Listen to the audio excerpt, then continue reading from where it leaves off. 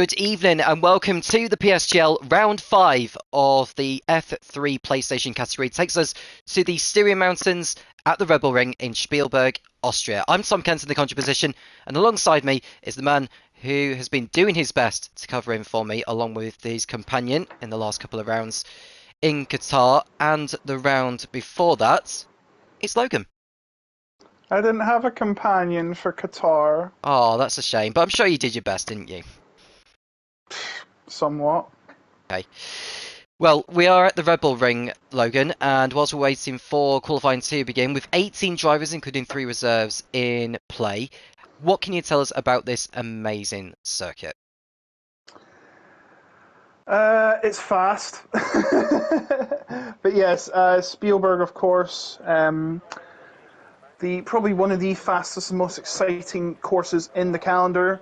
It is a 4.318 kilometer circuit with 10 turns, one of them which doesn't even look like a turn, and a real-life race lap record of 105.619 set by Carlos Sainz Jr. in 2020. This is one of the fast flowy course. Of course, you've got its fast turns and you've got slow turns. Of course, turn 3 being the one there. Turn 4 as well. Turn 1 is a swift right-hander which you can easily make a mistake on.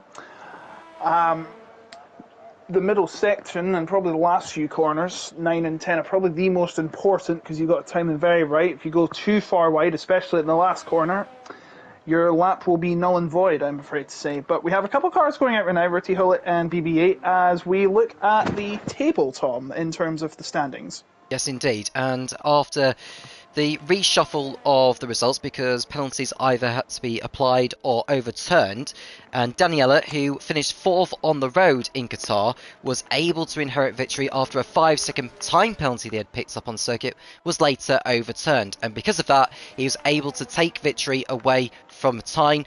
So Daniela on the top step of the podium for the first time this season. Tyne picking up his second runner-up position of the season, but thanks to his run of consistency at the beginning of this season with 2 second places and 2 third positions, that is enough to see him break away from the rest of the pack. He's more than a full round of points clear. He's 19 to be exact, ahead of everyone else. In case you're wondering, if you are new to the PSGL, the point system works out differently in the PSGL compared to real-life Formula 1. Top 10 for the points, which is the same as what it is in real-life Formula 1, except it is 16 points for the win, 12 for second, 10 for third, with a point on offer for the driver within the top 10 setting the fastest lap. So you can get a maximum of 17 points in a round of the PSGL, and Tyne is running away with it so far after 4 rounds of this season. Round 5 is here at the Rebel Ring, and he'll be hoping to take his first win of the season. And even if he doesn't win, well, he can just do the best he can and try and finish as high up as possible to keep his run of consistency going from here. He's on a flying lap, so he is coming through turn 4 now. He just carried a little bit too much speed there, hence why the car started to snake out at mid-apex.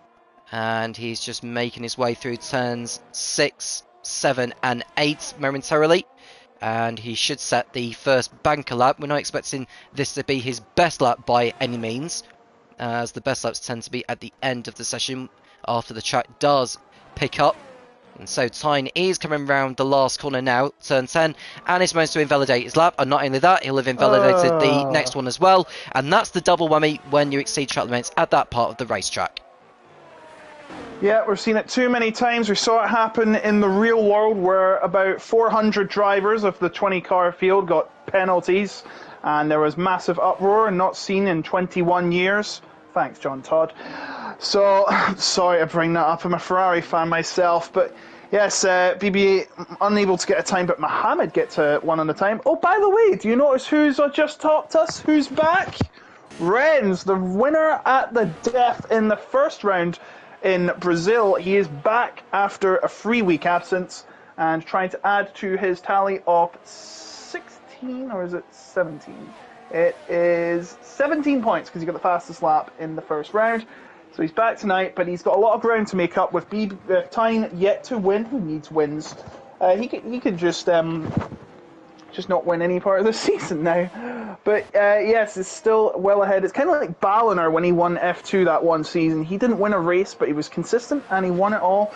Also, speaking off the calendar, I should point out we have just had the new 5 races announced, the next 5 of the 7. Let's go through them. We've got Japan, Suzuka. You must love Suzuka, Tom. Suzuka is one of those circuits that's really brought me into this sport. It's one of the most nostalgic circuits you can go and race at. And not to mention, actually, talking much of Suzuka, not just in the PSGL, but it's also shifting its schedule a little bit in terms of when on the Formula 1 calendar it's going to be held. And it's going to be held in the month of April instead of the month of either September or October, which is going to be interesting, actually. But in regards to the PSGL, Suzuka is one of the circuits of where the PSGL is going to be heading to. Carry on as you are, Logan.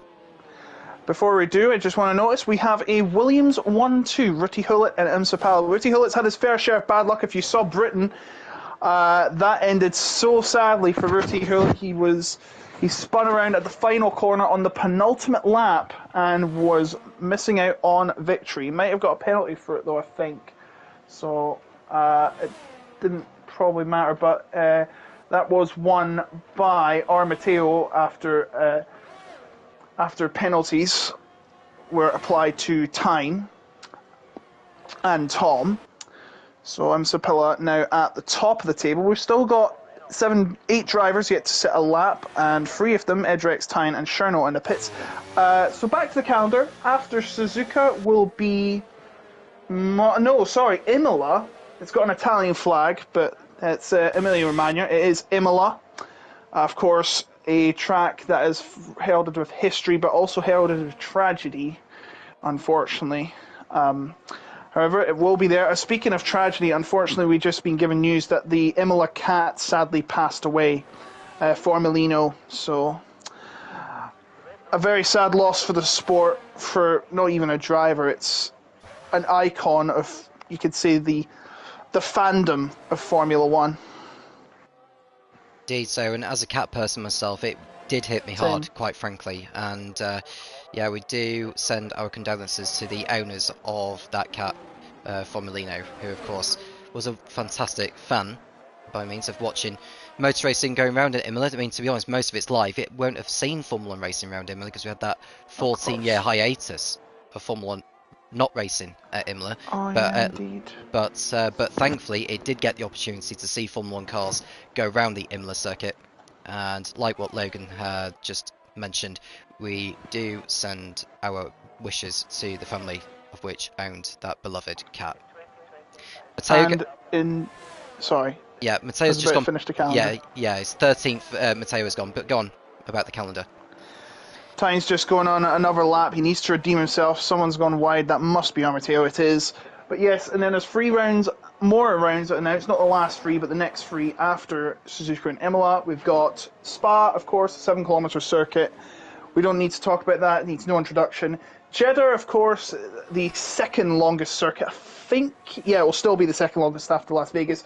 I'm not sure if we are going to Las Vegas this season. I'm not sure if it's been fixed yet. But yeah, Jeddah will be round 9, and round 10 will be Mexico City, which has been around since the 60s. So, and looking at the circuits we have got, I mean, Mexico has been around since the 60s. It has had some hiatuses from Formula 1, but it is on the calendar, and we are looking forward to racing there once again in the near future. I'm sure Formula 1 will be looking to renew its contract as Tyne goes over the time, and it's a good enough time to put him to the top step. Now, Tyne, who I believe has already won in the PSGL on this track before, he did so in F9 in season 31. And so he's no stranger to this circuit by any means, is the man from the Netherlands, I believe. I could well be wrong with his nationality, so I do apologise if I have. Renz goes fastest. He's the Netherlands. Yeah, so Renz has gone to the top, and I think he's also a Dutchman himself. So we've got, apparently, a Dutch 1-2 on the timing pages. It's kind of like if Jan Rotmeier and Max Verstappen competed in the same division, but we just had different names for them in disguise in the same teams. But yes, I should mention, there are 2 rounds after those 5, but they've not been announced.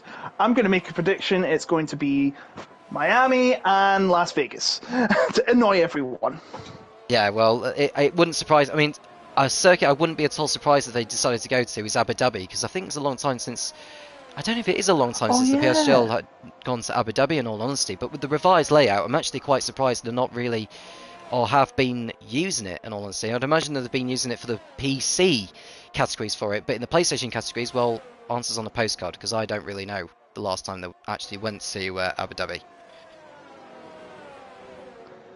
Yeah. Of course, the home of Ferrari World as well. I need to visit that. Home to arguably the world's fastest roller coaster. I think you need to sign a waiver and wear glasses or goggles while on it. That's how fast it is. Rodiola coming across. Oh, he's invalidated. Never mind. Spal's on a lap right now. Marios is coming round and he's much faster than last time. He is and probably might break the top three here if he is good enough. And he does. He does. 87 founds off. That is a 103.335. Mackey's invalidated his lap, so he'll need to go again, unfortunately. Cherno is on a lap, but so is the Red Bull of Christian Block, who's trying to get himself up the order. He's nearly a tenth up by sector 1. I mean, in all honesty, with the first sector, it's two corners, of one of which is a kink to it, so it's just nailing that first turn. Sector 2 is nailing turns 3 to 6, and the remainder of the lap is turns 7 to 10. I mean, 10 corners is the lowest number of corners of any circuit on the Formula 1 game cycle. There are 26 circuits you can choose from, including the 23 of which were meant to be scheduled this year. Technically 24, because China was cancelled at the beginning of this year before it was meant to be held. Imola as well, which was cancelled, which made it 22. And, of course, there's Portugal and France, of which have been added, even though they were never scheduled to be on the calendar to begin with. Christian Block has gone up to 5th place in the Red Bull with a 1-minute 3.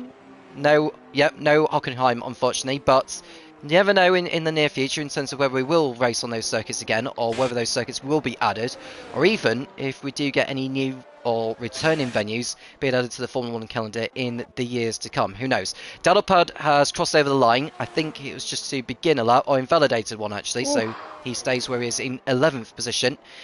Marcus Costa, who qualified on pole position at the season's opener in Brazil, he could do with a strong result here. He goes into this round without any points on the board, so he needs a strong result here, and so far in this session he only goes up to P11, so he's got some work to do from there. Cherno is over a 10th down by sector 2, so I highly doubt he's going to improve from where he is. Top G, one of the reserves for this evening, it's in P3 in the Aston Martin, which is a brilliant effort. What else are you looking out for there, Logan? What can you see? A bunch of cars going round in circles. But other than that, Moustache had a close shave with the final few corners. But unfortunately couldn't get up the leaderboard. He is the only driver, other than Riley and Edrex, who haven't set representable times to go in not to go in the 103s. And he's invalidated his recent efforts, so he'll have to come in. How much time have we got left? I can't see what, because of the stupid yellow flags. 5 minutes and 26. There we go. Yeah. So it's still Renzentine and Top at the top three. Oh, top three. Oh, gee, oh my God. Yeah. Well, I was going to say, given the circuit's characteristics, the drivers got plenty of time actually to decide when to go for their last runs. Now, if I was them, in terms of the threshold, in terms of when you need to leave the pitch, you would probably need to leave with about a minute and a half to go, just to be on the safe side of it. Tyne is on a flying lap. He's hoping to improve on his 1-minute 3.2. He just needs to find a few hundredths to displace the Mercedes of Rennes. Is he going to be able to do that on this lap, or is he heading for the pits? It looks like he's heading for the pits actually, because otherwise he wouldn't have gone to that side of the circuit at that part of the track.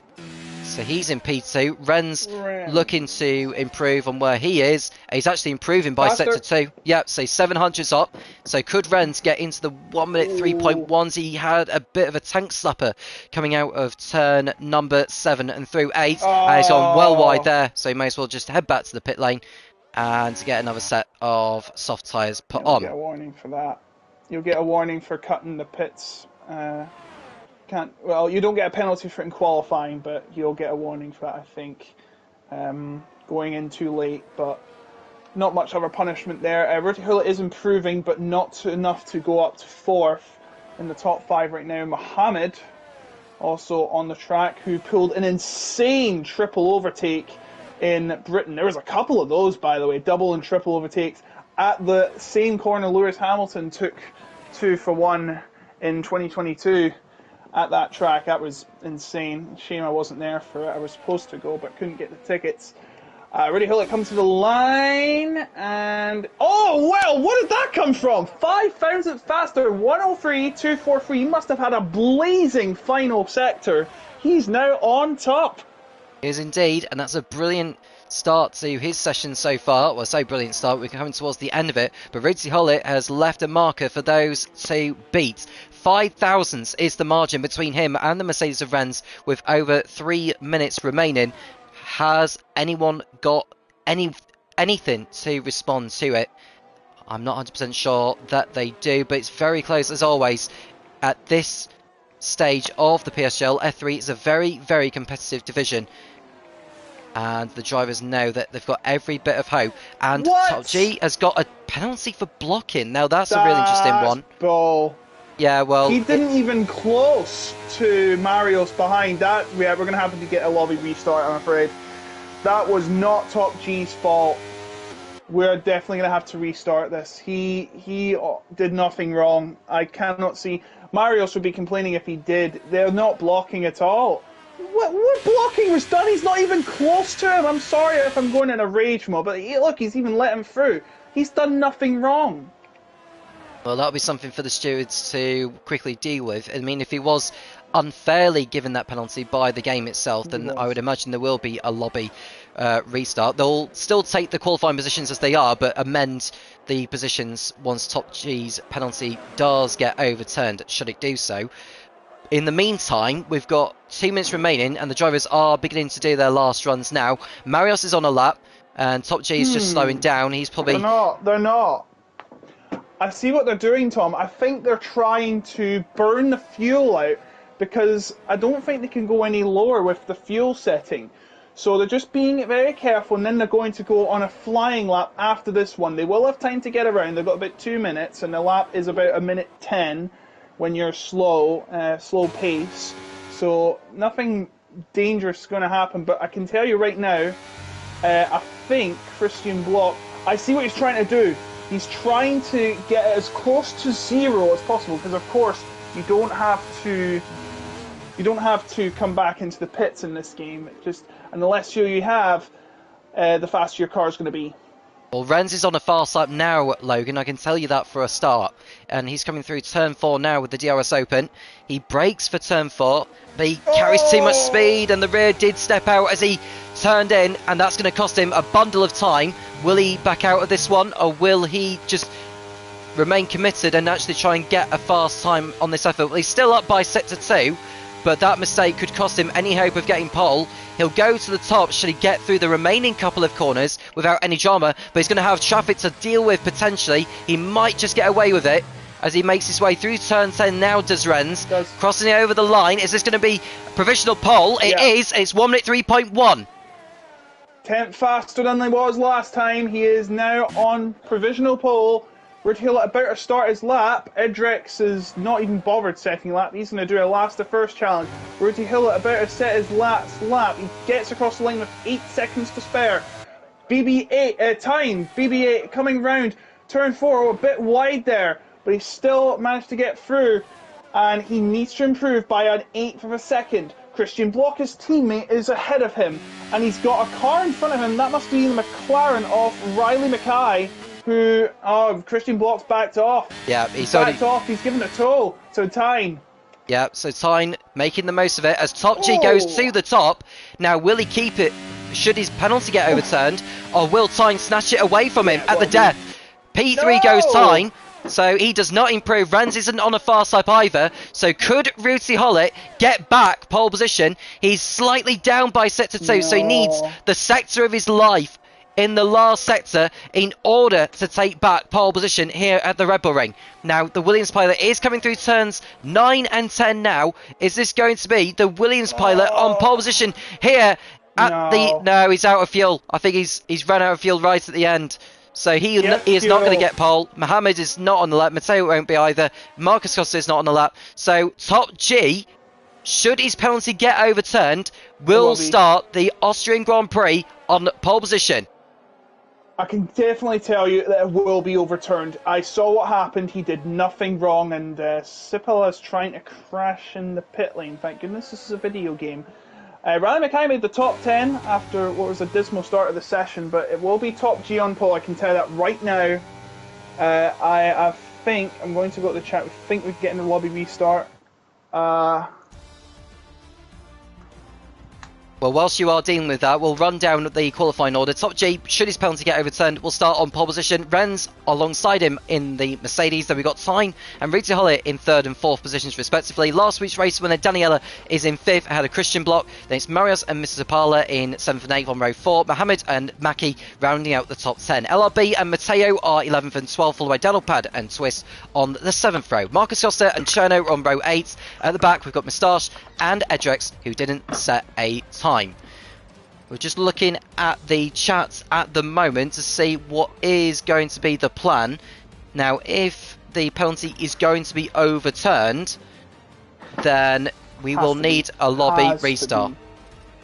It has to be overturned. I saw what he did. It was absolutely nothing wrong. All the other drivers agreed nothing wrong was done.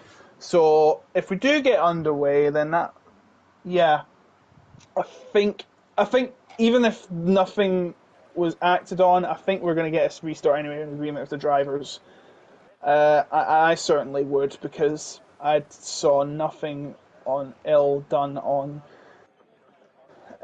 Top G's part. He's not got much time, to be fair. Well, we are waiting for news. I think what we're waiting is actually for a clip to be shared in the private chats, just to confirm to everyone what actually did happen. Oh! Sorry, I've just been told he needs the POV. If he doesn't, and he says he doesn't share the POV of the qualifying, just the race. But even if that, we still have people calling for a restart. I appreciate the sportsmanship, but then again, there are rules that have to be followed, and it is down to the discretion of the stewards. I don't think there is a steward, actually. Well, I'm just hoping we will get a point of view in due course. And if not, then the race will have to begin with Renz on pole and Top G in 6th position, which will not be an ideal scenario given the competitiveness of this field. So we are waiting on Connor, or Kryptonite as he's known as, because he deals with all of the investigations, post-race investigations in each of the divisions. Bless him, because it is a lot of hard work for him to do.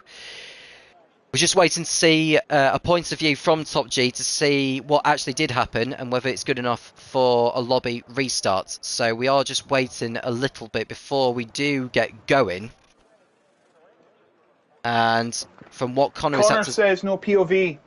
So no points of views are needed. So we are So we're going to get a restart. So there will be a restart to the lobby. So we are just waiting for a new lobby to be put together by the admin. And we'll be making our way there very, very shortly. Whilst we are waiting, we'll give a mention to PSGL's title sponsors, G2 Omega, where you can get 5% off any products from the G2 Omega shop, whether it's a gaming chair like I've got. It's very much worth it. So if you do fancy a gaming chair or anything that's G2 Omega produced, then make sure you use that discount and use PSGL at the checkout. It's in the YouTube description for your information, so do go and check that out as of when you can. And also do make sure you keep right up to date with everything that's happening in the PSGL, including all the action that's happening this evening. The top 8 tiers of the PlayStation ladder have been competing this evening. So tonight is round 5, and we'll do it again next week when we do race over in Japan, I think it is. That is the next round. It is round 6. So I've just received the invite, so we're just making our way over to that lobby now. And so we'll be looking to get the grid sorted for this race. And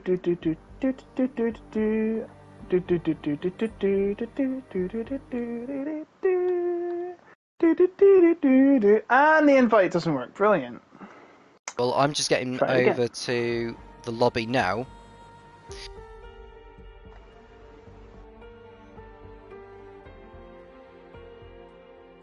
Doesn't work. I'll probably restart my game.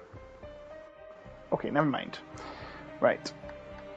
And Tom Cairns is apparently going to race now.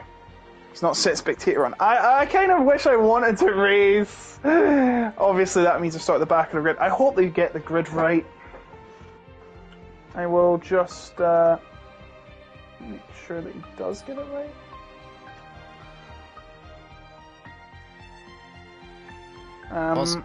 Whilst we're waiting, just joining. Sorry. Yeah, well, I was just going to say, whilst we're waiting, we've got a number of races to come in the season as well. The new, so the 5 rounds that have been confirmed, which Logan went through earlier. Suzuka, Imola, Spa, Jeddah, and Mexico City are the next rounds. We don't know for certain what the last 2 rounds are going to be to conclude season 34. But of course, those races will be held in around October time anyway. In terms of when the races are, because sometimes we do have like a mid-season break. We've had it in previous seasons actually. I'm just going through that now to feed you all in on when the races are. There doesn't seem at the moment there is like a mid-season break. I think that's because we're wanting to get a season completed in due course really, and figure out what is the plan for season 35 in terms of whether there's going to be a mid-season break or not. But we've got we've got a lot of circuits to choose from really, or the PSGL has to decide on how many races we're going to have and which circuits we're going to. And you'd have thought all the circuits will at least get one crack at it during the course of the game cycle before the next one. Monaco. But just to mention, the top 10 were separated by 1/3 of a second. That's insane.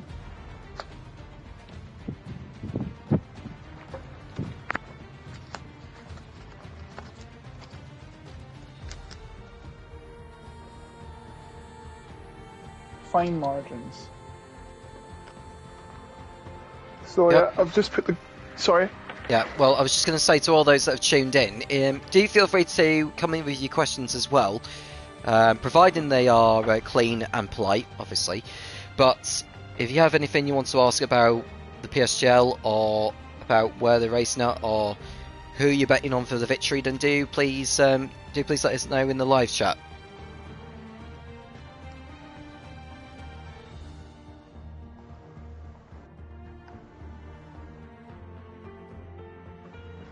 Go on, moustache. Select Haas.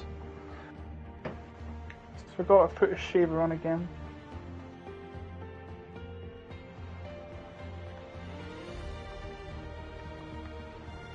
Top G and Myers coming in.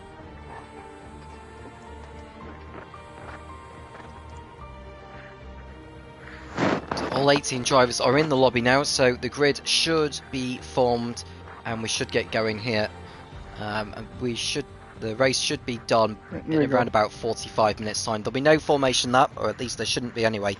So the drivers should get going, although they may get given the benefit of the doubt that maybe a formation that could be a way of just getting them sort of revved up and ready, because it is quite a turnaround actually from not being on track at all to just simply go racing from lights out. Yeah, we do apologise for the delay if everyone has been waiting patiently. What the hell is going on? We just had qualifying. We had a glitch where the pole sitter got a penalty for absolutely nothing. Said illegal blocking, but he didn't do that. And we have to start again. Not qualifying, of course. We know we've got the grid. It is Top G, Renz, Tyne, Ruti Hurlett, Daniele, Christian Block, Marius Msipla, Mohamed, Riley Mackay, LRB, Matteo, Daropad, Twist, Marcus Costa, Cherno, Moustache, and Edrex, who failed to set a time.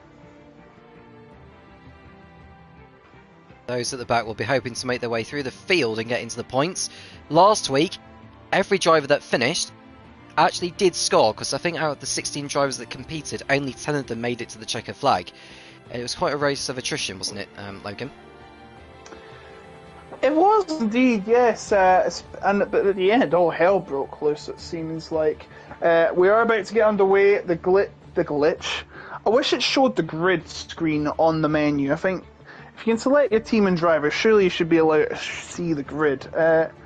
Hold on, let's... Settings. Can I see the grid? Lobby options.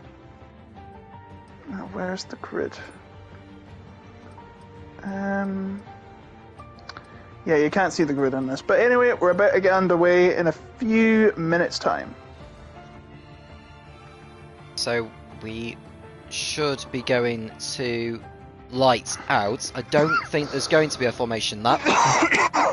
Don't think so, no.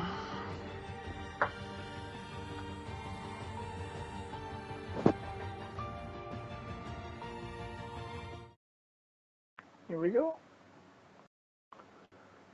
We are ready for action, as always. You have the floor, Tom. You've waited several weeks. Yeah, well, I wasn't here for the last two. Last week I was unwell, and the week before I was away on a vacation. So I'm back tonight, and what a circuit to return for at the Red Bull Ring. It does put on quite a show historically, not just in real life Formula 1, but very much on the gaming side of it as well. So we are here at the Red Bull Ring, ready to go for lights out. I'm sure the drivers will have made their minds up in terms of what their strategies are going to be. Now, most of them we expect them to go on the hard compound, the first stint, but do keep an eye out on the odd few that may decide to go for something different. We won't know until the cars leave the grid to find out what compounds they decided to go on the first stint with. It's pretty much like in Formula 2 in a feature race, where you may see drivers going on the softer compound for the first stint and then the hard compound for the last stint. Otherwise, those on the alternate strategy would do the same. And I have to say, it's very much the opposite in the PSGL in a tier like this, where most of them would be going on the alternate strategy, whereas others are going for the conventional strategy, if that makes sense.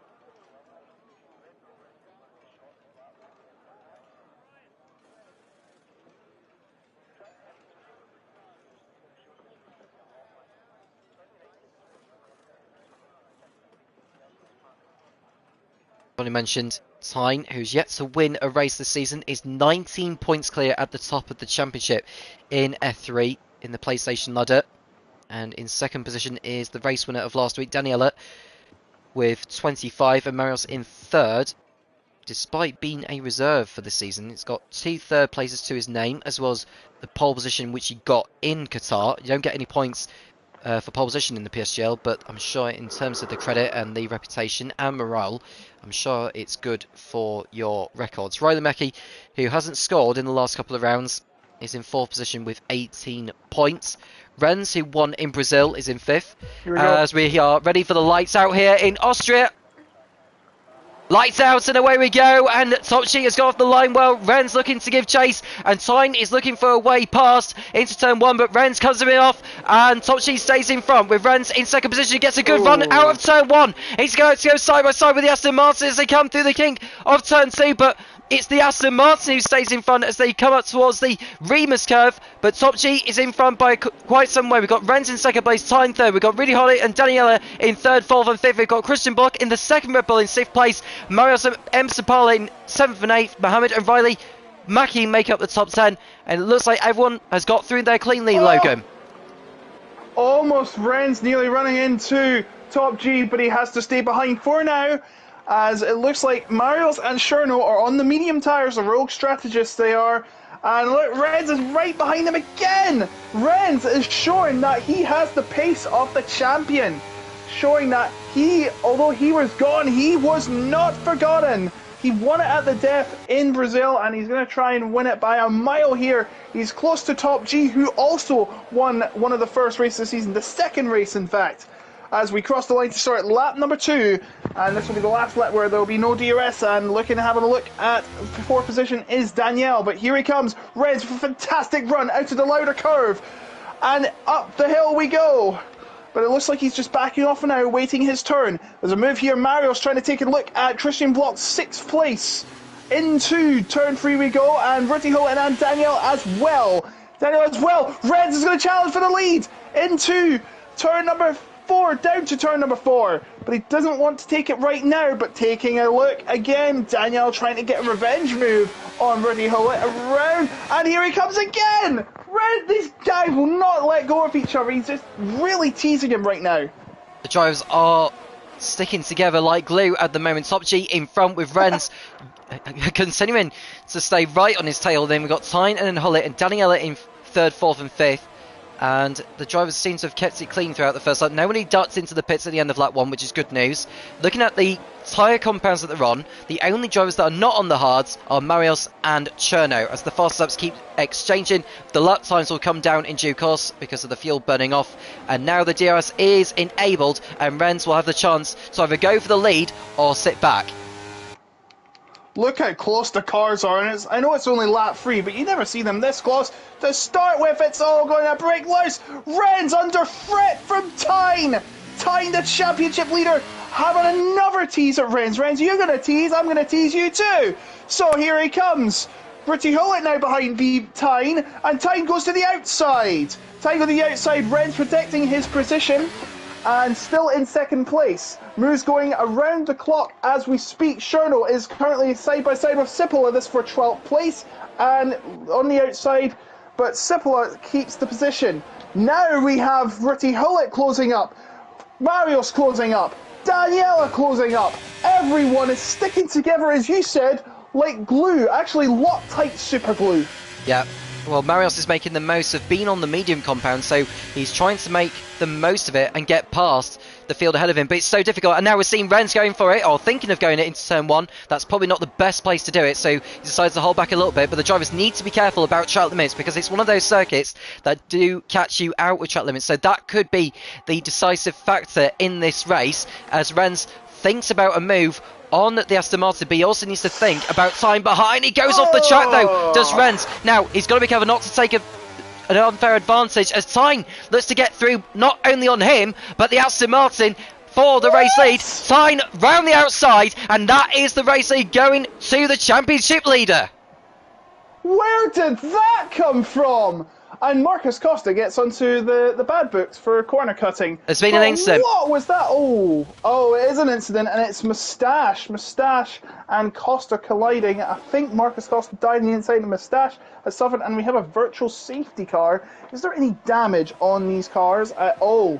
Yeah. Moustache, I think he's used his shaver too much. Oh no. Oh. He's lost his front wing entirely. I'm sorry, anyone fans of Moustache. Go on, throw eggs at my house, start a fire. It was a horrible joke, and I'm not going to do that again. So we have a virtual safety car. It's quite interesting because it's not going to be ending for a while, is it? So, well, we won't know if calm down the race. Yeah, well, it's back underway now. So Top G is right on the tail. It's quite a weird area to end it there, because those behind will have the DRS open, and Top G is back in front. He caught Tyne napping as the VSC ended, and he's got back into the lead now. And right behind, Marios is trying to get him. Now PB is trying to get past Top G, and he does. Takes the lead back. And Marios is very close to Renz at turn 3 as they file through turn 4 now. Schloss Gold is its name, I believe. Oh, and I think there's been a bit of collisions between... is that LRB? I think LRB might have picked up damage coming out of turn 4. And I think Cherno has actually made up a couple positions. The advantage of the medium tyres working, but remember there is a drawback. He's got to pit a little earlier. Marios now on the tail of Renz again. 4 tenths the gap now between Tyne and Top G. Renz closing up to Top G, so it may get bigger. 6 tenths now. I was right. It's got much bigger in Renz. Now the battle resumes between these 3 protagonists of the start. Tyne is looking to pull away, but the rear wings are still open, and there's been an incident involving Cherno that spun round, so he's fallen to the back. And we are seeing Renz make a move on Top G for 2nd position. The 2 make contact as they go through Remus, but Renz has got through and up into P2. So Marios is looking to get past both the Aston Martin and the Mercedes. 3 wide into turn 4. Who's going to break the laces and get in front? The answer is the Mercedes of Renz. He goes up into P2 ahead of the Aston Martin of Top G and the Ferrari of Marios. Sorry, Mario's nearly getting cut off by Top G. This is fantastic racing until I said it. Oh, why'd you do that, Logan? Marios loses a couple positions as a result to Richie Hull and Danielle. He's trying to get it back from Danielle as I speak, and he's nearly run off the track as Danielle as they come through turn number 9. And Dan Marios has lost 2 positions and lost the potential of 3 positions after that. Oh, I saw desync. Yeah. But as we come through, Marios, well, it was Marios and Ricky Hullet battling. Yeah, it was desync. I thought it was. But hopefully it hasn't affected the race too much as Renz is now going to try and take the lead for the first time in this race on Tyne, who has not won a race yet this season. Oh, Tyne nearly get touched from behind. Renz takes the lead, but now he's vulnerable to DRS attack from Tyne, and he has it wide open. And you know what the Red Bull's like with the DRS, right? Well, it is equal performance, these cars, so don't assume that what you're seeing in terms of Mercedes in the lead and Red Bull second, that's what it is in real life. These are equal performance cars, which means it's very much down to the skill of the driver.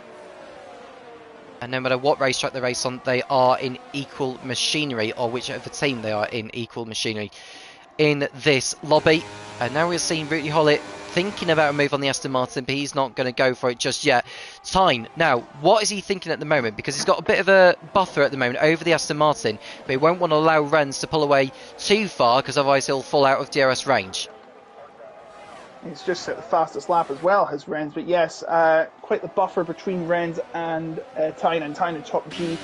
But Tyne is starting to catch up, it looks like. I think he has the advantage in the corner, such as lighter colour. And in fact, Renz, what's this? What's Renz? He's just slowed right down. Is he playing mind games again? Well, whatever it is, it gives Tyne the lead back, but I'm sure Renz has other plans. Look, he's right behind him. He's got so much more speed than DRS open. This is going to haunt Renz for the rest of the race. Tyne for the rest of the race. And Bertie Hurlett down the inside, taking 3rd position. Where did that come from?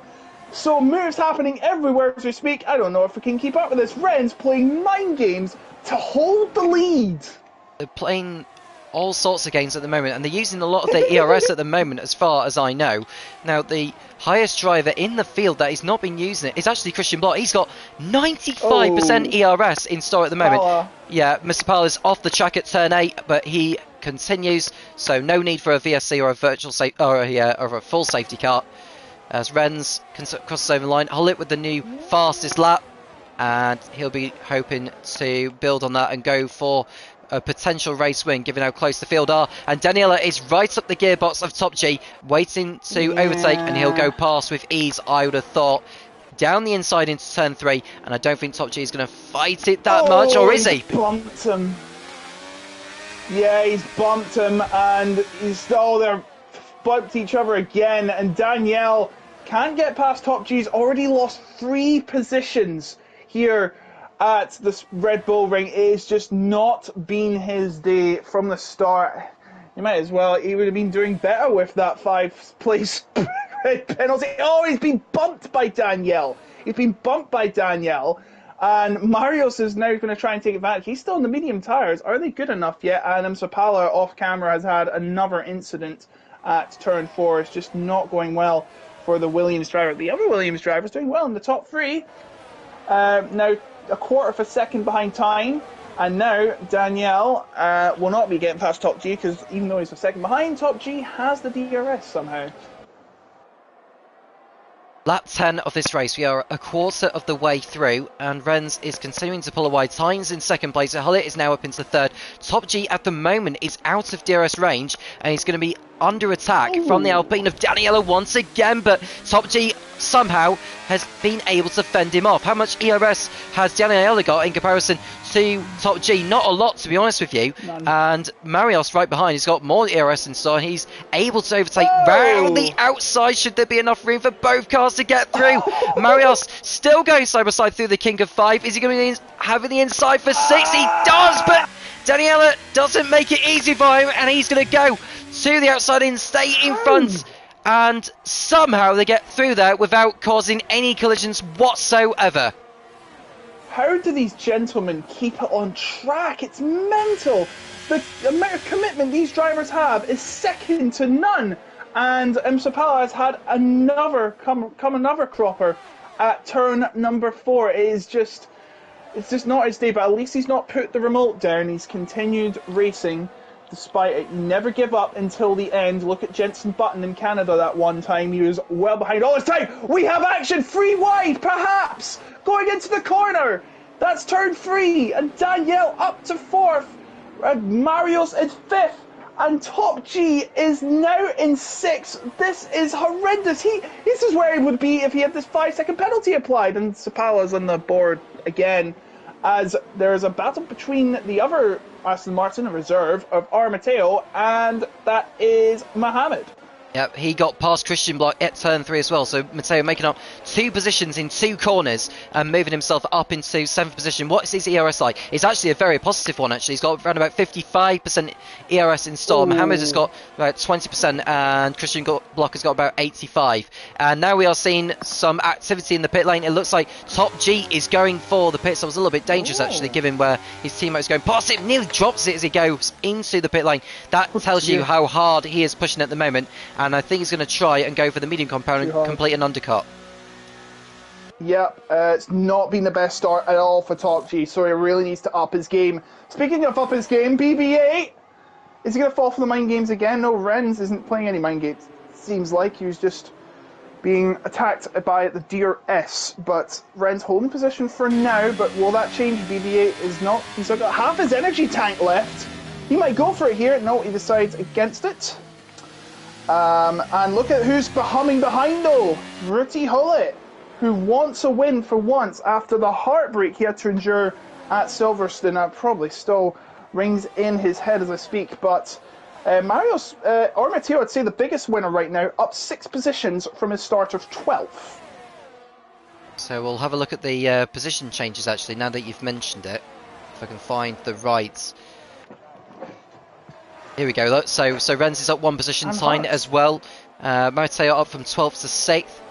So, and obviously Top G is down the order a lot because he's just pitted. So other than that, there's not been too drastic of changes in terms of the positions compared to where they were on the grid. But we are seeing Hullet making, or thinking about making a move on Tyne, who's got the DRS behind Renz. Is he going to go for the move into turn 3? He decides better of it and sits back.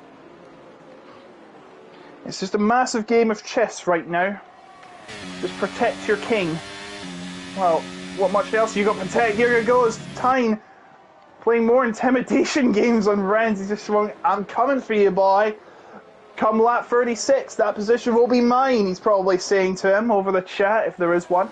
But Ruti Hullet now closer to Tyne than Tyne is to Renz. This is a quarter of a second compared to 6/10. Of course, they're just coming through the corners. Tyne, I think, struggling in the middle sector. I don't think that's where his mojo is. It's a very tricky one, his sector 2, given the sweeping corners of 6, 7 and 8. Well, although 7 and 8 is actually in sector 3. By the way, it hasn't been Tyne's best sector of the lap, as LB gets a time penalty for track limits. So it's Dalpad. And Dalpad's got a time penalty for track limits, so the penalties are beginning to dish out more and more. And Logan spotted something involving Daddlepad, who's just lost the position to Christian Block. It was Daddlepad. He ran into the back of Mohammed and he's lost the position going off the track to Christian Block. And now he's under attack. Christian Block to Mohammed as they come into the corner, but no, they hold on. It's a massive 5-way scrap for 7th position. And Mohammed is up into 7th position. Daddlepad down to 9th as he tries to get past Christian Block on the outside, but he bumps him going into the corner and has a horrendous tank slapper out of the corner and can't get the position. Now he's under threat from the sole McLaren of tonight of Riley Mackay, who almost won the first race of the season, but down on the last points paying position, he's up his game, but he can't get past Daddlepad on that occasion. Meanwhile, the gap is now at half a second at the top. And Tyne seems to be much faster on the straights, I think. It seems to be declining a lot, unless he's using his ERS, which he hasn't used much of, to be fair. Neither is Ruti Hullet. I can't really see because the as you know, the MFD is not connected to the wheel on the Williams, the only team to do so, probably for weight purposes, weight balancing. So it's harder for me to see it, but it looks like he's got loads left. And Tyne now, what's this going to happen? Up turn 3 this time, and they're very close. But it looks like Mohammed and Dadopad continue to duel into turn number 3, and Dadopad does get the position on Mohammed, which he tried to get earlier. Luckily, he's not damaged his car, but what about the front? It doesn't mean change much, but the more they battle, the more the drivers behind will close up on them, and all hell will break loose! We're just looking through the telemetry as well, and the drivers at the head of the field are beginning to save up a lot now. Marios has still got quite a lot to they need to save, and we are waiting for pit stops to arrive. I don't know when they are thinking about pit stops. When the leaders do come in, Top G will take the lead of the race, but he's going to be on worn tyres by the end of it, so he needs to try and bridge out as much of a gap as he can, get out of DRS territory, and hope that the well, he'll put himself out of reach of those behind. It will be battling amongst themselves. That'll be going through Top G's mind. At the moment, he's just making the most of the clear track ahead of him without taking too much out of his medium compound tyres. Here we go again up to turn number 3 as Moustache now has cut with a 3-second penalty. Multiple warnings, and he's at the back of the field, so it's probably not going to change much, but the battle rages on at the top. This looks like, once again, as I said, a game of chess. We have 5 cars from 5 different teams fighting for the top spot as of right now. Cast your minds back to the British Grand Prix in 2022 for that was second place, though, because Sainz was well ahead. So it looks like we could be seeing this for the rest of this race if none of the drivers start to try and break away or attempt to break away.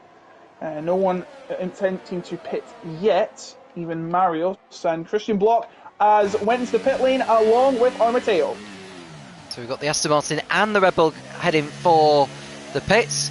Block looking to, and we've got the AlphaTauri of LRB coming in at the same time. So out they go. Well.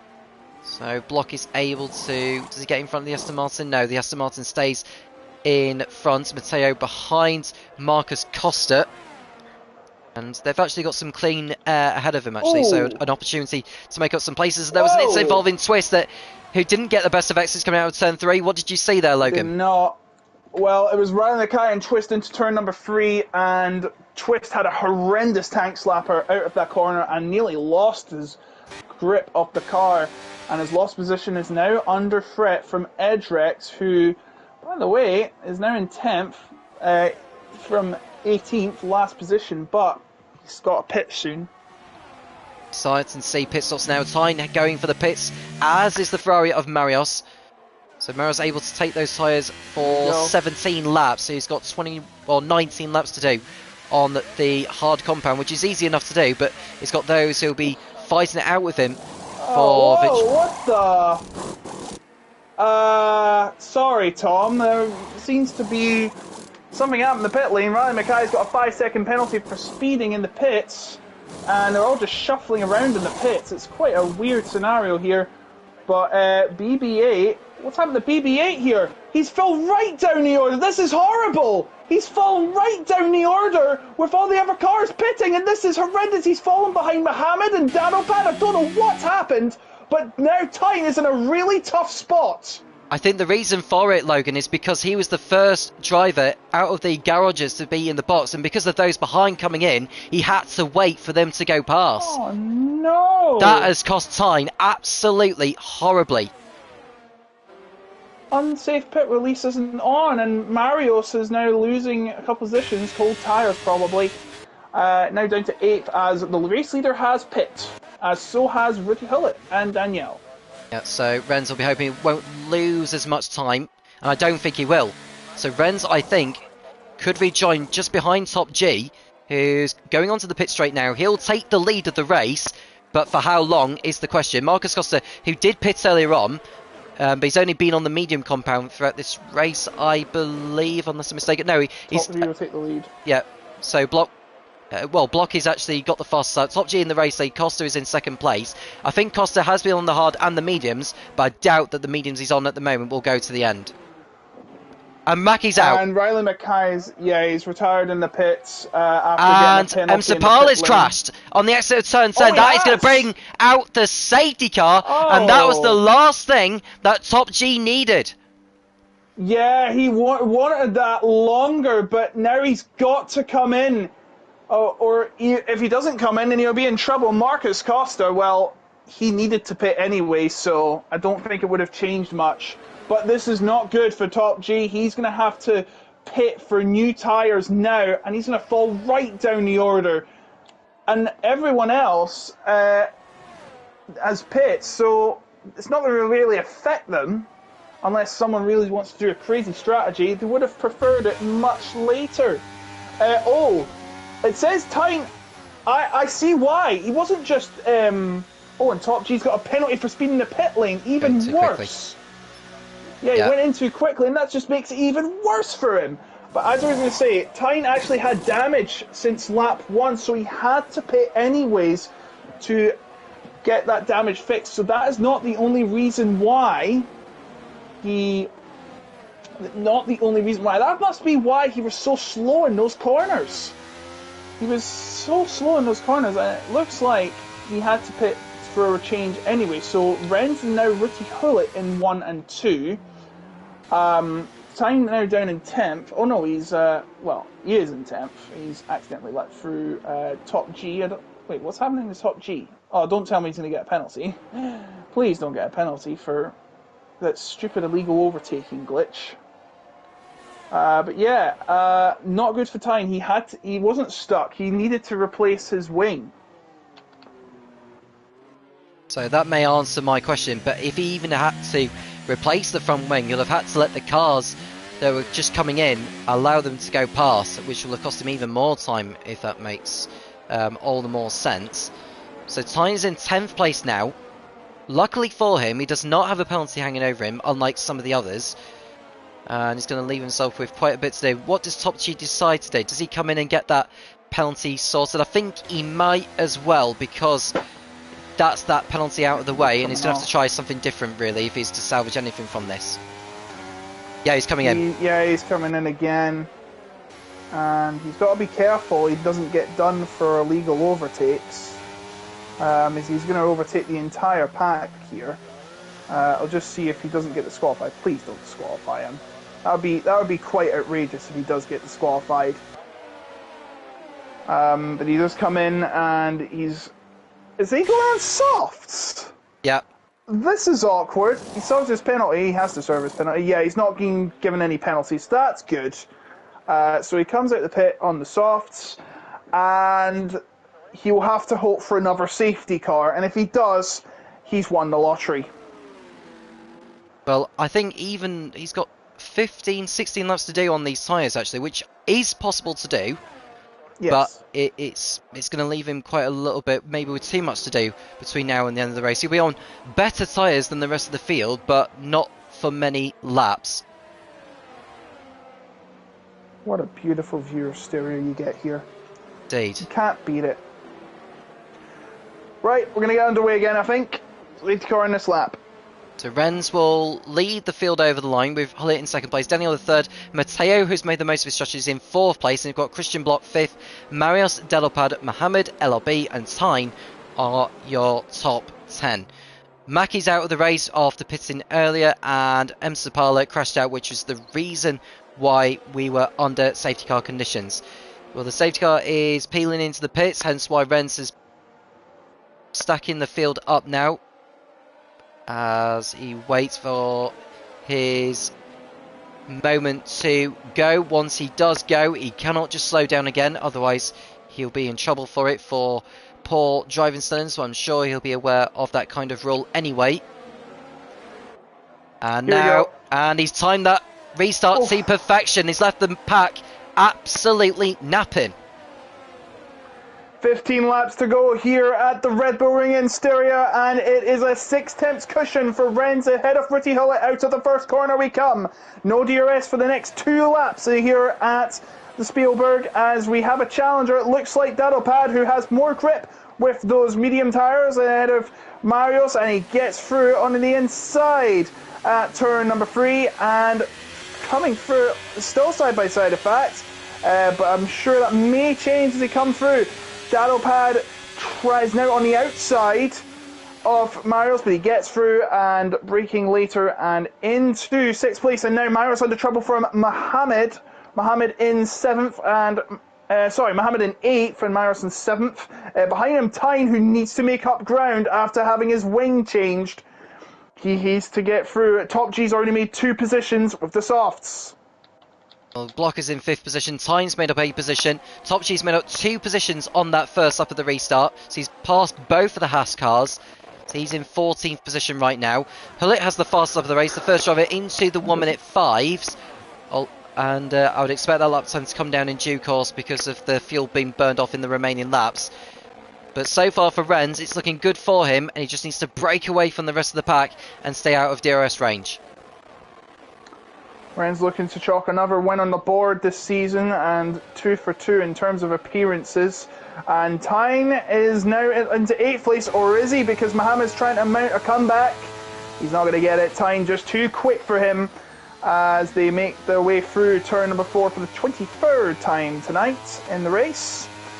As Top G and Shaw, and Top G's on the gravel. He got too ambitious and now he's fallen back to the start and back to square one. This night just gets worse for the pole sitter. It just doesn't be his night, was it? No, and he's going to leave himself with too much to do between now and the end of the race, so it wouldn't surprise me if he decides to call it a day. But you never know, if he gets another safety car, that'll be the luckiest thing to happen to him for a while, I'd have thought. The DRS is enabled now, and Hullet will have the luxury of the DRS, unlike Renz. But is he going to be close enough to have a go? That's another thing, isn't it? Yep. He's got the DRS open. The letterbox is open. The opportunity is there. And Top G has actually quit the session. He's had enough, and to be fair, I don't blame him. It's just been a nightmare for Top G. He gets damaged, he pits early, and he just gets penalties, and then he goes off. And just summing up, a horrendous day of what was a promising qualifying session for the one-time race winner this season. We've not had any duplicate winners yet, and the championship leader hasn't won it either, and the championship leader won't win it again unless he somehow files his way for the field, because the championship leader will be Tyne regardless. He has more points than can be possibly won from one race in terms of his gap, so he will still be the championship leader after, but the question is by how much after this, as the fastest lap keeps tumbling down. We might take it down to the final lap here in stereo, but now Ruti Hullet by 3 tenths looking for a move on Renz. Here we go, Hullet making a move. Is he going to go for it into turn 3? I think he's going to need to, because otherwise Danilo will have a go instead. And Hullet gets through past the Mercedes and takes the race lead. But is Renz going to have the DRS behind? Yes, he is. So he's going to retaliate to Hullet's overtake. And I think he's going to take back the race. Are going to see as he's sitting back? He doesn't. But he needs to be careful with Daniela as he is waiting to make a move of his own. And watch out for Matteo, who's got a time penalty. But should he get through this pack, he may be able to pull away and make enough of a gap to take the race win. Yes, indeed. As you see in the back of Ruti Hullet's car, Renz can only see Kraken. Release the Kraken, they say. And he will. Ruti Hullet now in the lead here, trying to chalk up his first win and the 5th different winner of this already crazy season of F3, where it's been so unpredictable every week. Renz looking to become the first repeat winner, now 2 tenths behind, and he's going to have the DRS again. Surely this will be some contest. And Daniel waiting in the wings, just hoping chaos ensues. The side-by-side, Ruti Hullet put up a fight, but eventually he has to concede the position. Is he going to try to switch back? He's going to try and get it, but no, he's not close enough. Here he comes then. He's going to come down towards turn 4 now. And he's got the DRS, but Ren's putting up a defence, and he's going to keep it for now. But this battling only helps Daniela and Armateo and Christian Block. Christian Block, by the way, has only scored 2 of Red Bull's 46 points. All the others scored by Tyne on himself. Well, I can say Block is having a race of it so far. He's done very well in preserving his ERS. It's hardly relevant given the safety car we had, which is an opportunity for the drivers to preserve the ERS. But I think he could well be in play for a podium here, unless he has a moment of his own. but he'll want to try and get onto the podium, because I think we could well see something rather tasty between Renz and Hullet in due course. And here he comes once again. By the way, I've just got word Top G forgot to put his setup on. But here he comes, Rudy Hullet into the lead again. But is Renz going to try the switchback? He goes to the outside, takes the apex, but now has to get a run of his life out of this corner. If the Kraken in front of him, he's going to try it. He has a run. He has a good look. He's going to go for the inside, is he? No, he's going to stay behind. He's going to stay behind. We're 75% of the race. We still don't know who's going to win this race. Sorry, Max. It's not going to be you. You're not in this race.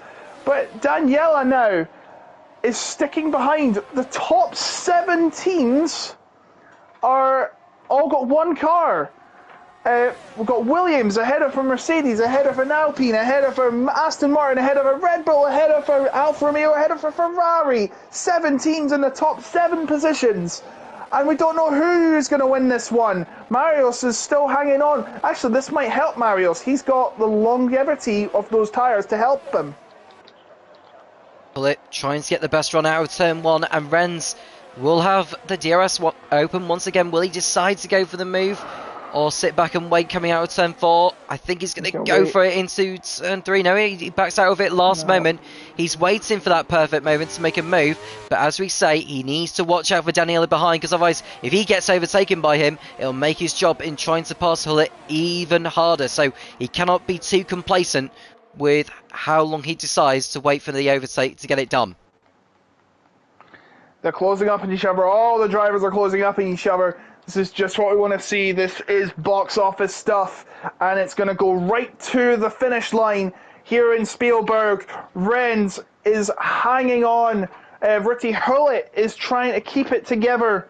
Renz will just not let go, and Danielle's just watching with popcorn in hand, hoping that chaos ensues, and Armateo tries to shrug off that now. It looks like Mohammed will have to shrug off a penalty as well. Through we come once again, lap 29, 8 to go. 8 to go. So here we go. Renz going for a move. Is he going to go for it? It looks like he will. He's going to go to the inside. No, he's not going to challenge position. But Danielle's now right there. Armateo's right there. Christian Block's right there. And looks like Marius was attempting a move too, but he couldn't get it. Looks like no moves happening as I speak. But Marius just seeing if he can get past Dadopad again, but he can't do it. Rudy Hullet trying to cure his wounds from Silverstone. Still ahead of Renz and Danielle, as well as Armateo, Christian Block, Dadopad and Marius. And Tyne trying to pick up positions again too. Towards lap 29, and Hullet looking very, very good here. But how long is he going to allow Renz to stay on his tail? Well, I can say Hullet has preserved a lot of his ERS very well, as has Renz, as has Daniela. Mateo's lost some of his ERS by using it too much at the moment. No. And Tyne's ERS isn't very good, in all honesty. It's only like 20% in comparison to most of the front runners. So he's going to have to try and do some preserving for now, which is not good news for him. But now we're watching Renz. He goes for the move on Hullet. Is he through? The two make contact. They go through Remus, but Renz is through into the race lead once more. What about Daniela? Does he take advantage, or has Hullet got something in response to Renz' move for the lead? And Hullet decides that now is not the best sign to make the move. Decides to sit back and wait for next time around. And Renz takes the lead again. Renz trying to, as again I've said, trying to get 2 for 2 in terms of the races he started. Of course, he's had I think it was exams, or is he injured? I cannot remember, but he hasn't failed to win a race. He's had a perfect score so far in terms of his appearances. 1 for 1, of course, trying to make it 2 for 2. And now he's got a half a second lead. He had a fantastic last corner, it looks like. He's now extended that lead, but how long will it last? He comes out of turn number 1. 6 laps to go, 4 tenths ahead. But now Dadopad is trying to close up on Christian Block.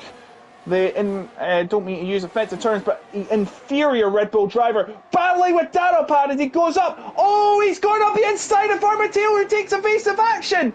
And Armateo has been done for by this battle. They're side by side with both with DRS open.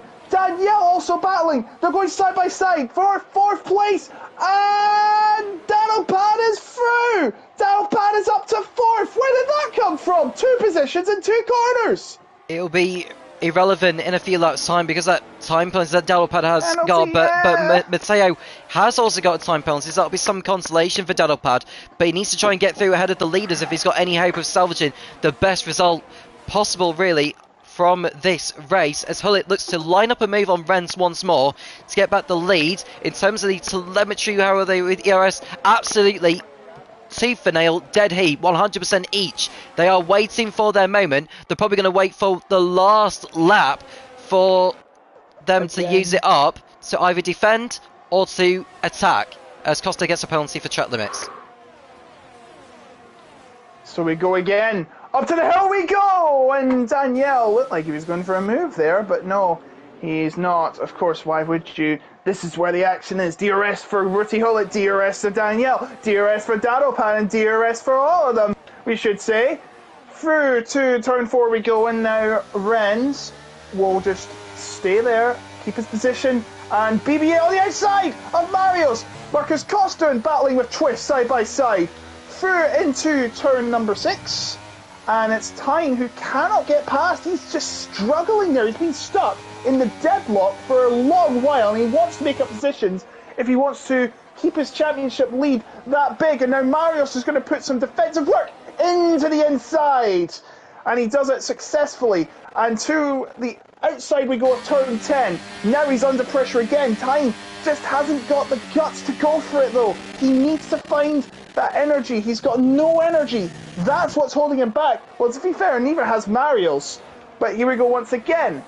Ruti Hullet's going to be closing in on Danielle. But look who's going to close up on Ruti Hullet. Danielle is putting another intimidation job on Ruti Hullet, and we have an incident in Sector 2. Tyne. It's Tyne who's spun.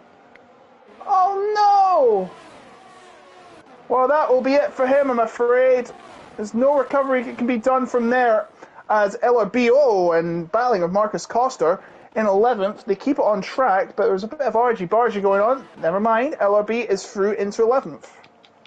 Still time to go yet in this race for things to change, including penalties, so the drivers just need to make sure they do not exceed track limits, otherwise it could cost them dear. Renz will know that, and he snatched victory right at the end whilst battling for the lead in Brazil with Riley Mackie, who isn't going to be scoring today unfortunately. But Renz looking to make it 2 wins from 2 starts this season and throw himself back into championship contention with Tyne down the order and potentially not scoring today. They've all got full battery, I should say. And here we go, this could be it! This could be it! 3 wide, almost! Ruti Hullet takes the lead back. Will there be a switch back from Renz? No, not yet! He's going to try and get the run down to turn 4 though. Danielle waiting in the wings. He had a look, he had a peek up at the turn 3, but here he goes, Ren into the inside. No, he backs off at the last, and Ruti Hullet, the race to have a 5th different winner is still on, and Ruti Hullet just has to keep it clean. Indeed, Renz in 2nd position now, but it's not over yet. He's going to wait for the last moment on the last lap. Turn 3, I think, is going to be the location where the overtake could well be done, but it could well be turn 4 as well. I think once they get past turn 4 on the last lap, that should be that. But never say never until the checker flag, as they all say. Lap 34 completed, 2 to go. 2 to go indeed. Here we go. Once again, Renz will never give up. As you saw, he won the race at the last few seconds in Brazil. He may as well do it again and do it in style. He's denied Riley a victory once. He could deny Ruti Hullet a victory again. Is it going to be a move for Danielle here? No, it looked like it was from the view, but he has Dadelpad at his outside. Dadelpad trying to play spoiler for Danielle. He hasn't got much chance considering he has that penalty, but you never know. He could just as well. Here he goes, Danielle again on the outside. Our friends, he's playing a dangerous game, but he stays on the track. 4 now. And now Renz is close up to Ruti Hullet. Ruti Hullet putting up an incredible job of holding position. We have 4, 5, 6 cars. This race will be taken down to the wire. At this rate, anyone could win. Anyone can win. Indeed, it is tantalisingly close between the top guns as they are about to begin the last lap of the race. Moustache has been penalised for track limits. That won't affect his finishing position because he is in last place anyway. We're on the final lap then. Hullet looking to take victory. His first of the campaign and his first for a while, I believe, in the PSGL as they come out of turn 1 now. Gotta go for it. He's trying to go for it now, is Renz. Is this going to be a move for the race win? As they go side by side into turn 3. It's almost like they're fighting for the DRS a little bit as Hullet is ahead for the time being, but Renz cannot afford to back off, and now Daniella's trying to get through on the power of them. Daniela trying to snatch victory himself as they go towards turn 4, but Renz keeps on a second place. I think Hullet could well be safe until the checkered flag. It's not over! It's not over! Renz is trying to put a challenge back. He's going to try an incredible overtake. Oh, he's nearly hit him! He's nearly hit him in turn 6! But he's kept it together. He's going to give it. Ritty Hullet is struggling in the corners. He's under pressure. Renz is going to try everything. Danielle out of range. Renz is going to try a move. Renz on the outside of turn 9. On the outside again. They're coming together. Oh, they come to the line! He's not going to do it again! No, he's not! Ritty Hullet holds on and wins! 5 races, 5 different winners! How fine do you want it? Ritty Hullet wins the Austrian Grand Prix in F3 in the PSGL, and Tyne has left the session anyway. He is not going to be scoring any points, and it's a victory for the Williams driver, Ritty Hullet. So close between him and Renz right at the end. I thought Renz was going to completely do it round turn 9. That would have been one of the overtakes of the season had he pulled that off. That would have been absolutely outstanding. Absolutely brilliant. What is this season? There's nothing short of drama. The championship leader has a mare. A driver redeems himself from a couple weeks ago. And one driver who just never gave up, didn't win the race, but showed all the heart in his heart. Well, it is a heart. Oh, I don't know how much more I can take this. I might just call in sick next week. Well, I'll leave you to take a deep breath as we run down the final results. Ritty Hullet is the race winner. Renz in second place. It's Daniela in third on the podium again. Block in a fine fourth position. Edrix from the back of the field to fifth. Well done to him. Marios sixth. Twist, Matteo, Cherno and Mohammed completing the point scorers. Delopad 11 followed by LRB and Marcus Costa. Moustache in 14th position and Tyne is shown in 15th position. I think that's a glitch with the game itself. He hasn't scored any points today anyway, as far as we know. Top G retired, as did Mackie and Mr. Parler. With that result, the championship is very much hotting up now because with Daniela's third place, that gives him 10 points. He closes in on Tyne, and the gap is cut down from 19 points to 9 at the end of that, going into the next round of the championship, which will be in Suzuka next week. Logan, what a race! What a race indeed, and unless Ritty Hullet gets a penalty, I don't see what he did wrong. I think it was totally clean from both him and Renz, so I think that's going to be the result. That was... wow. Let's look at the table, shall we? Fun parts. So, Danielle finishing third. If that stands, he'll be on 35, and he'll cut his gap down to 9 points. Actually, Ren said he was pushed off by Ritty Hullet. I'm not sure if that will be reviewed. Probably not. I mean, it's only a couple points. Of course, you could try everything to probably appeal. Ren's now up to 29. Ritty Hullet will now be up to 24, which will put him right up there with some. But it still looks like Tyne is going to have at most a 9-point lead in the championship with no race victories to his name. Tyne's got some work to do in the next race. It's definitely not as comfortable for him now as it was before this evening. It just shows you can never afford to back off too much in the PSGL. It is closely fought, it is closely battled, and it's going to go right all the way to the end of the season in October. Have we got time for interviews, Logan, or are we going to leave it there for this evening? Yeah, let's do it. Let's do it. Why not? Let's not waste our time. Let's do it. So let's bring in the race winner, that is Rootsy Hollett, unless he has decided to go himself. Hopefully we can get a word from him before we end the broadcast. We can get his point of view in terms of his battle with Renz and Daniela, because I'm sure that would have been a very intense fight between those since the safety car had pulled in. And we'll give one final mention to our sponsors, GT Omega. You can get 5% off at the checkout using PSGL. You can also follow the social media platforms of the league. In case you haven't already done so, you can subscribe.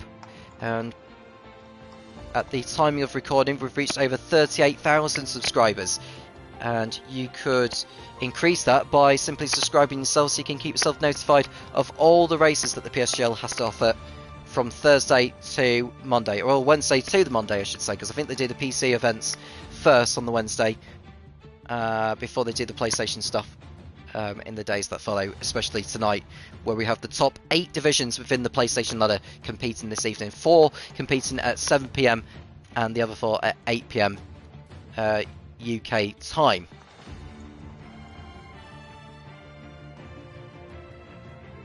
What's the situation, Logan? What's going on?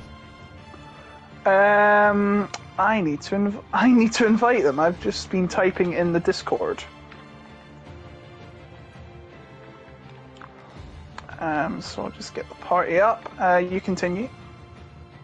So the rundown on the calendar at the moment, we've got Suzuka next week, then we've got Imola, Spa, Jeddah for round 9, and Mexico City, all every week from now. We don't know for certain what rounds 11 and 12 are going to be to wrap up the season, but we'll find out in due course as to where that will be. And I'd imagine there's going to be quite a few incidents being investigated afterwards. Yeah, it's not over. Yeah, so you never know. The results of tonight are provisional. Mm-hmm. Daropad didn't score, by the way, unfortunately. Quite a shame, but they were very close together.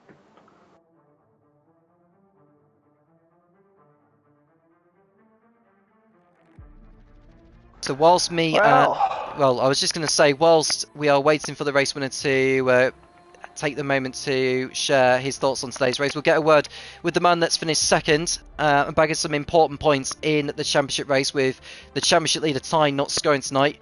How was the race for you, Renz, from your point of view?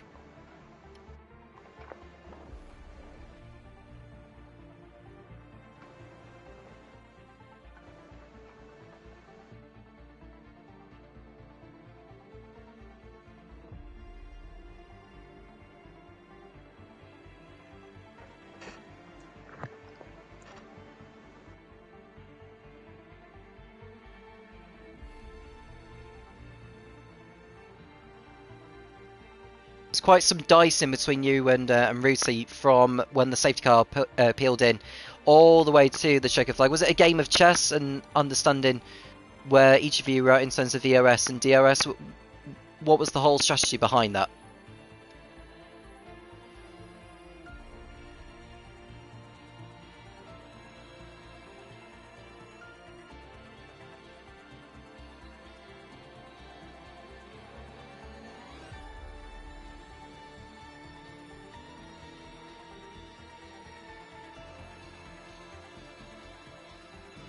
In terms of the championship now, is this a positive change for you with Tyne not scoring? Because it's brought you back into it, you'd have thought, with there being still a number of races to go. We've got 7 rounds to go, including Suzuka next week. Do you think you've got any hope at the championship?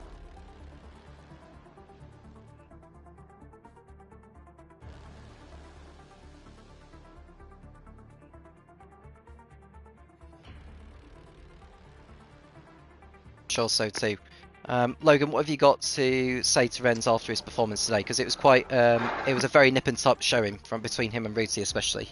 Yeah, you're so close. That I've got to give it, even though it didn't work out. What a move you pulled off on the outside. It's so sad it didn't work. I think, okay, I shouldn't really have my opinion. Of course, Rooty Hillett was defending his position as much as he could. Of course, we might as well give it a view anyway.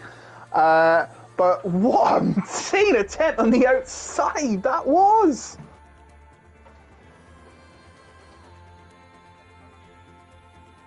Wow.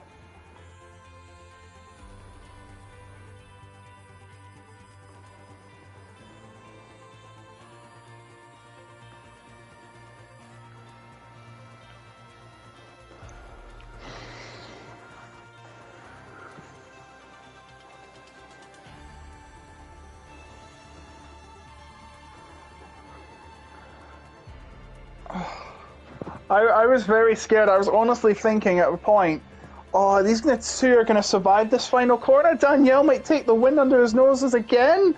Oh, man. That was... I've honestly lost for words. I don't think I've seen a race so nip and tuck. Even FPCF1, sorry, George, Morgan, and Jack Canan. I don't think this could be beaten. That was... the closest finish I've seen in a PSGL race in terms of the entire field.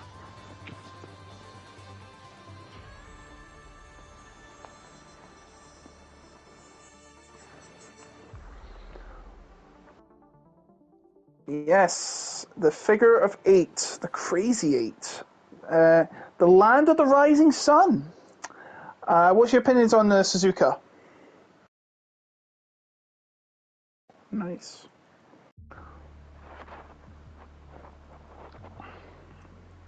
Yep, so you're now on 29 points, maybe more, depends on how the stewards take it.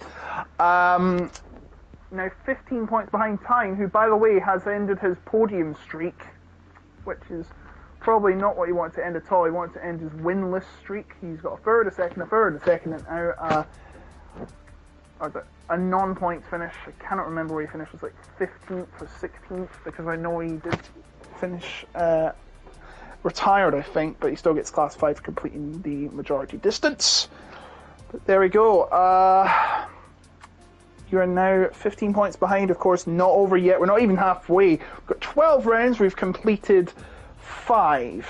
So it's a long way to go. What's your plans over the course of the rest of the season? Considering you've only done 2 events, and a lot of the other winners, other than have been quite inconsistent or just not showed up, this could be still anyone's game.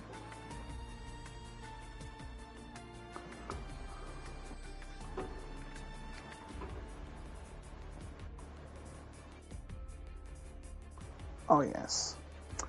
Right, thank you very much, Rand. Any questions, more questions from Tom?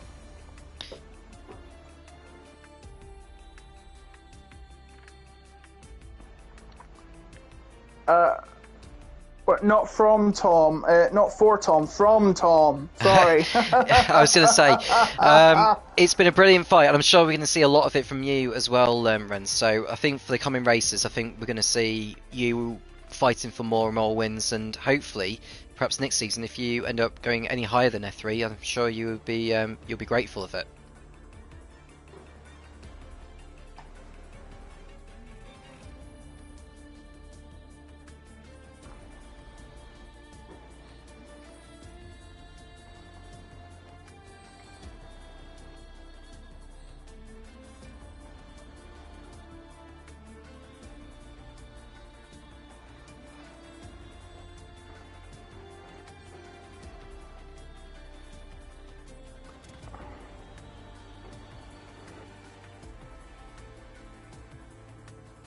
Well, excellent. Anyway, thank you for your time, Rens, and good luck for the coming races.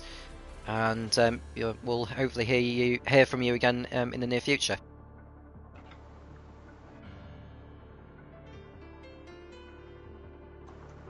And there we go.